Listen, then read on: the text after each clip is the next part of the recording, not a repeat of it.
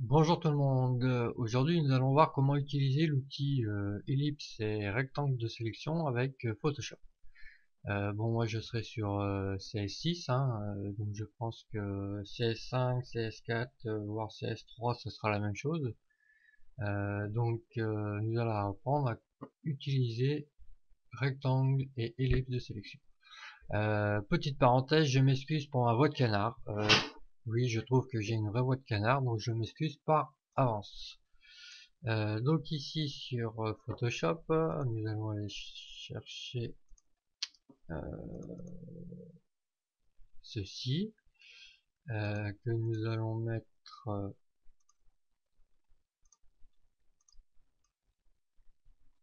ici. Petite erreur de ma part. Voilà, ça ira beaucoup mieux.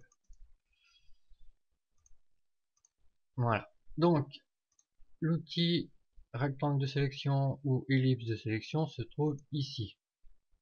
Donc si vous faites un clic droit, vous verrez outil rectangle de sélection, outil ellipse de sélection, avec leur petit raccourci qui est un M majuscule. Donc si vous faites Shift M, vous allez basculer d'un outil à l'autre. Donc là, on va commencer avec l'outil rectangle,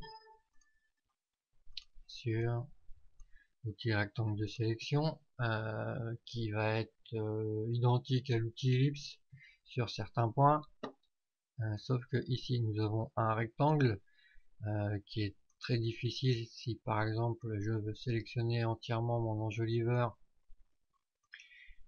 correctement, juste l'enjoliveur sans aller chercher le pneu, c'est assez compliqué.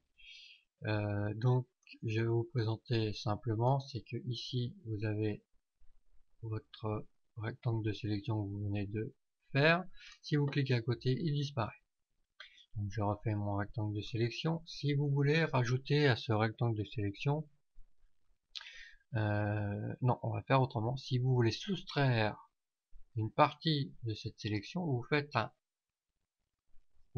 Alt. Donc là, vous verrez, votre curseur devient un plus moins. Donc si vous faites une sélection, vous soustrayez la partie que vous venez de sélectionner. Si vous voulez rajouter une sélection, pardon, je me trompe, vous faites Shift et vous refaites une sélection et vous pouvez vous rajouter une sélection à ce que vous venez de réaliser. Pardon. Si cette fois-ci, c'est que pour pouvoir déplacer les sélections que vous venez de réaliser, donc si je soustrais une partie comme ceci, vous faites un contrôle. Vous voyez sur votre curseur, une petite paire de ciseaux apparaît.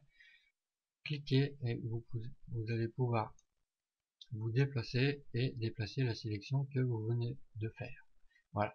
Donc ça, on va rester là-dessus sur le rectangle de sélection. On va voir à peu près la même chose avec l'outil ellipse. L'outil ellipse, voilà, c'est un cercle qui va nous permettre de faire des sélections en cercle. C'est bête, mais c'est comme ça.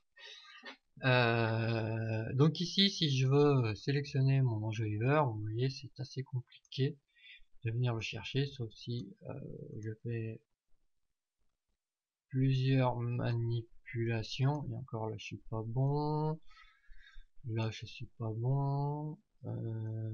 Ici, je serai encore moins bon. Bon.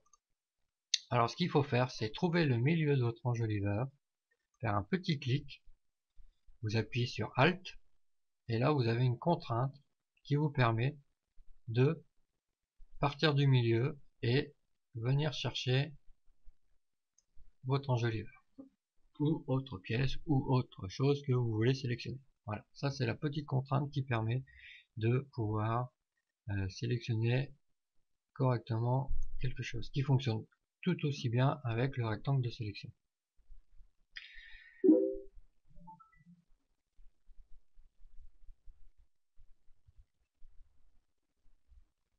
Je m'excuse, j'ai eu un message, j'étais en train de le lire.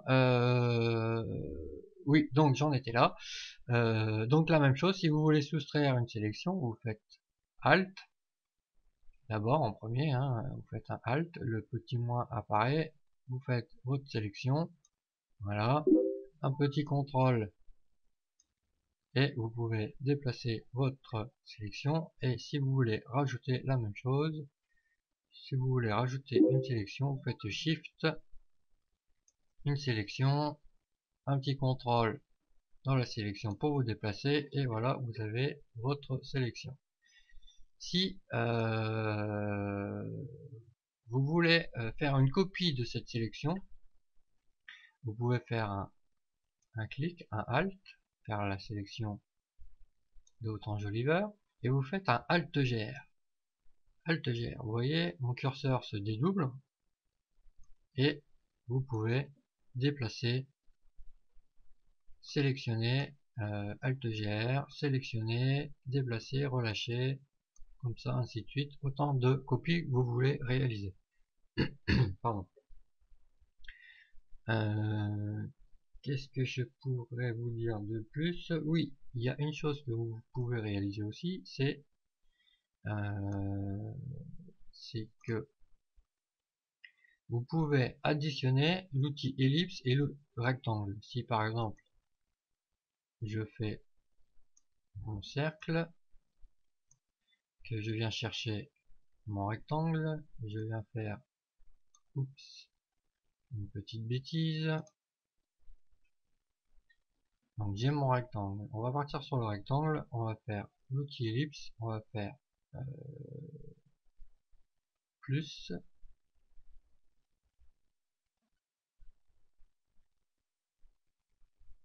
on va faire plus et on va sélectionner, voilà.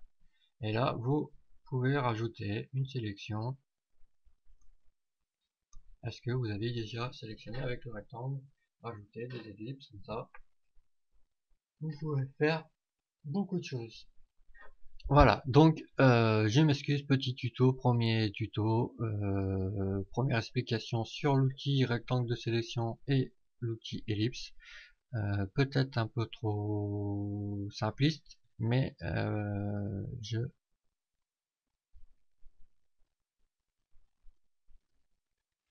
comment dire, je me perfectionnerai au fur et à mesure du temps. Voilà, petit tuto de 8 minutes. La prochaine fois, on fera certainement un tuto sur la baguette magique et le lasso. Donc voilà, je vous dis bonne journée, à bientôt et merci de m'avoir regardé.